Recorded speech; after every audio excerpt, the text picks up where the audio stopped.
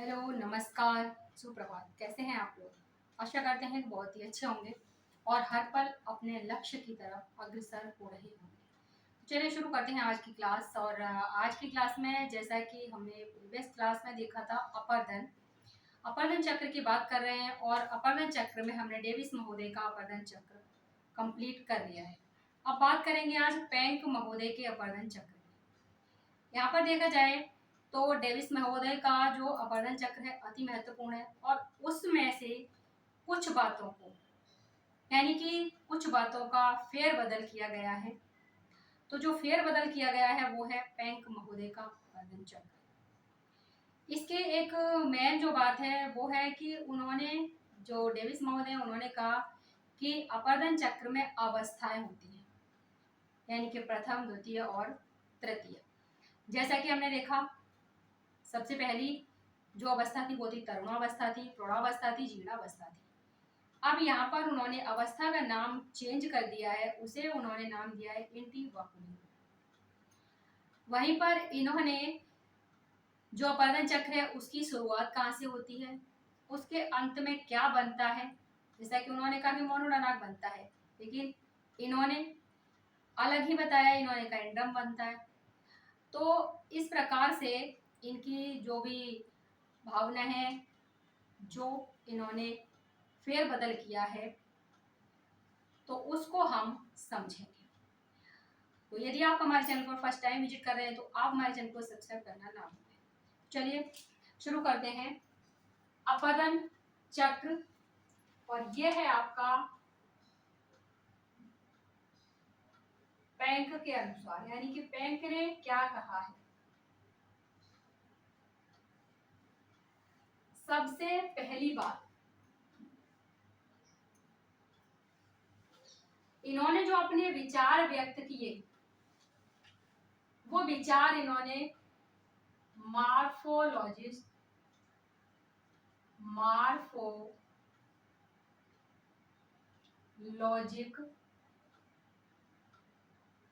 System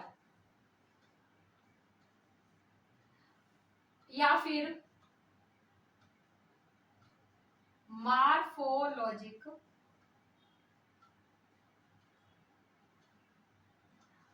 analysis,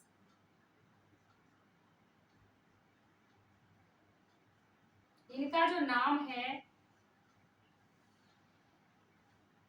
इन्होंने अपने विचार व्यक्त किए वो मार्फोलॉजिक सिस्टम कहिए या फिर मार्फोलॉजिक एनालिसिस कहिए। सीधा सीधा पेपर में छपता है कि पेंक महोदय ने किस प्रकार से अपने विचार व्यक्त किए हैं, तो मार्फोलॉजिक सिस्टम या फिर मार्फोलॉजिक एनालिसिस। वहीं पर अगर हम बात करें तो इन्होंने भी तीन अवस्थाएं बताई हैं, जैसा कि आप देख पा रहे होंगे। फर्स्ट है ये सेकंड और ये थर्ड।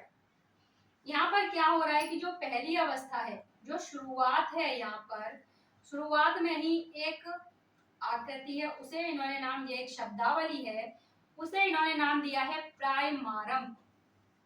पूछ लिया जाता है कि जो इनका अपर्दन चक्र है पेंक महोदय का, उसकी शुरुआत कहाँ से होती है, तो उसकी शुरुआत होती है प्राइमारम से। अगर वहीं पर पूछ लिया जाए कि अंत कहाँ पर होता है, तो ये होता है इंद्रम से। वहीं पर अगर पूछ लिया जाता है कि जो इसमें पहली अवस्था है उसमें क्या हो रहा है, तो यहाँ पर है उत्थान की दर है, यानी कि जो उत्थान है वो हो रहा है और उसकी दर बताई जा रही है। नेक्स्ट अगर हम सेकंड की बात करते हैं तो यहाँ पर उत्थान ये समाप्त हो चुका है। यहाँ पर नेक्स्ट अगर थर्ड में बात करेंगे हम, तो यहाँ पर एक तो आकृति है लास्ट में बनती है, वो है इंसेलबर्ग, और वहीं पर इसमें दो आकृतियां और हैं, दो नाम हैं जो, वो हैं, एक तो है वासचुंजेन या गुरुत्व ढाल, दूसरा है होल्डन हॉग या वॉश ढाल। यानी कि इन्होंने भी तीन बातें बताई। तो अब इसमें हम नोट करें कि क्या क्या इन्होंने कहा और कहां से प्रश्न बनने वाले हैं।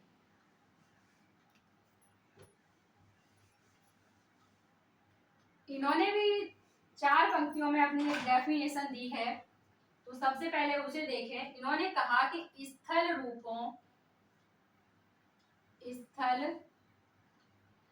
रूपों का विकास समय आधारित, स्थल रूपों का विकास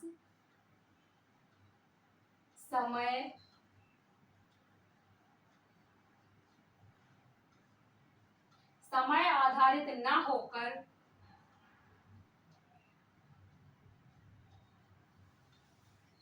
समय स्वतंत्र होता है। समय स्वतंत्र होता है तथा स्थल रूप उत्थान की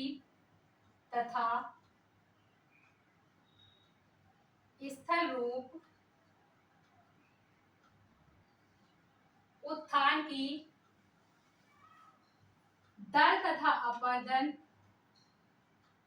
उत्थान की दर तथा अपरदन की दर का प्रतिफल है।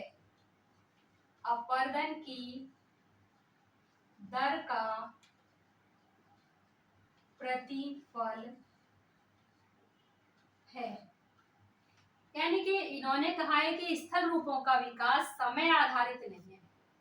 इन्होंने कह दिया कि ये समय पर आधारित नहीं है, ये क्या है, समय स्वतंत्र है। यहाँ पर स्थल रूप का उत्थान, उसकी दर अपरदन की दर का प्रतिफल है। यानी कि अपरदन किस प्रकार से हो रहा है उसे इन्होंने भी बताया है। नेक्स्ट हम बात करें तो इसमें आता है आपका पैंक के अपरदन चक्र की शुरुआत। पैंक के अपरदन चक्र की शुरुआत कहां से होती है, ये उसका प्रश्न है। तो ये है प्राइमारंभ।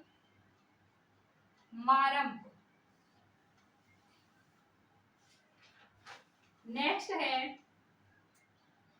अपरदन चक्र का अंत अगर पूछे, पैंक के अपरदन चक्र का अंत की अगर बात करें तो इंद्रम्भ,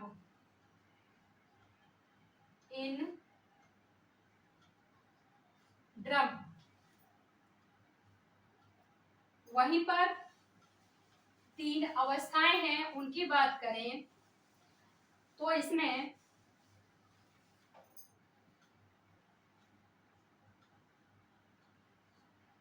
तीन अवस्थाएं,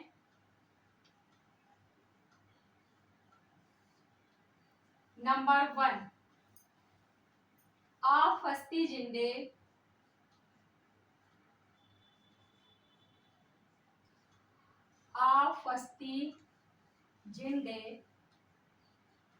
इंटवक्लुम।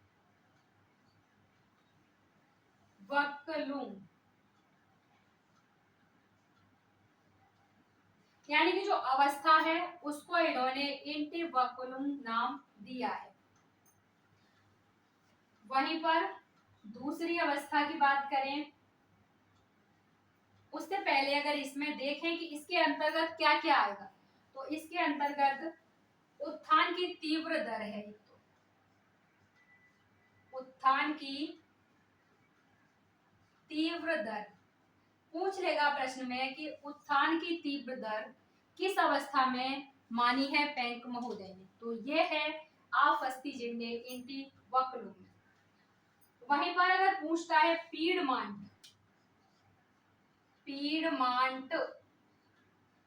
किसमें बनेगा, तो ये भी बनेगा आफस्ती जिंडे इंटवक्लुम। पीडमांट, ट्रैपेन, और वहीं पर अगर पूछ लिया जाए पीडमांट फ्लैश,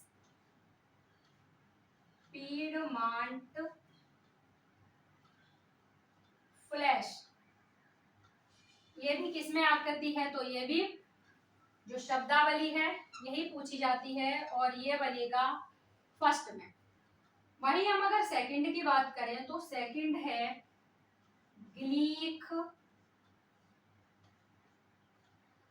फार्मिंग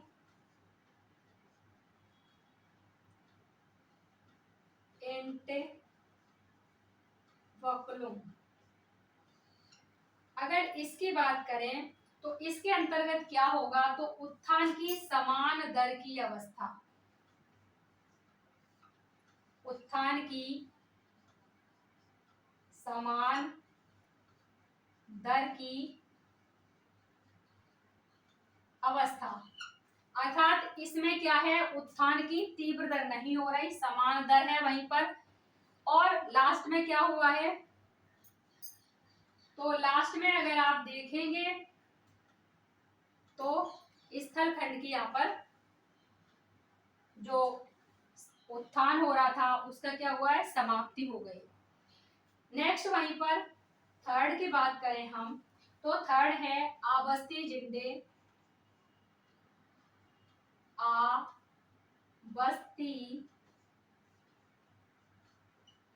जिंदे इंटे वक्लुम। अब इसमें अगर देखें तो उत्थान की घटती दर की अवस्था, उत्थान की घटती दर की अवस्था की बात की है। और इसमें जैसा कि आपको भी बताया, वास चुंजेन वॉस ढॉल,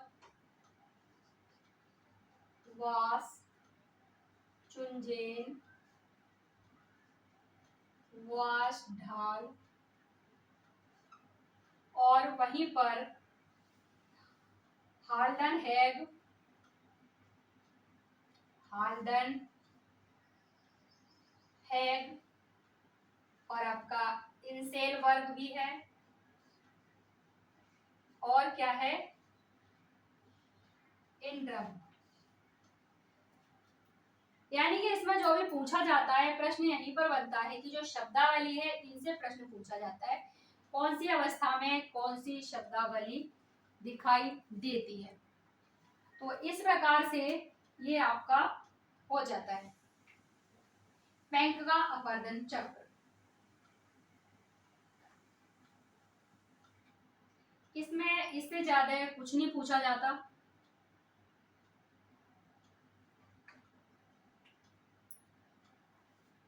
तो ये था बैंक का अपवर्तन चक्र, डेविस महोदय का हमने देख लिया। एक छोटी सी वीडियो थी, लेकिन ये इसमें से एक दो प्रश्न अवश्य ही पूछे जाते हैं। तो यदि आप फर्स्ट टाइम हमारे चैनल पर विजिट कर रहे हैं तो आप हमारे चैनल को सब्सक्राइब करना ना भूलें। तो मिलते हैं नेक्स्ट क्लास में, और नेक्स्ट जो भी चैप्टर है आगे उसके साथ। तब तक के लिए नमस्कार, धन्यवाद, जय हिंद।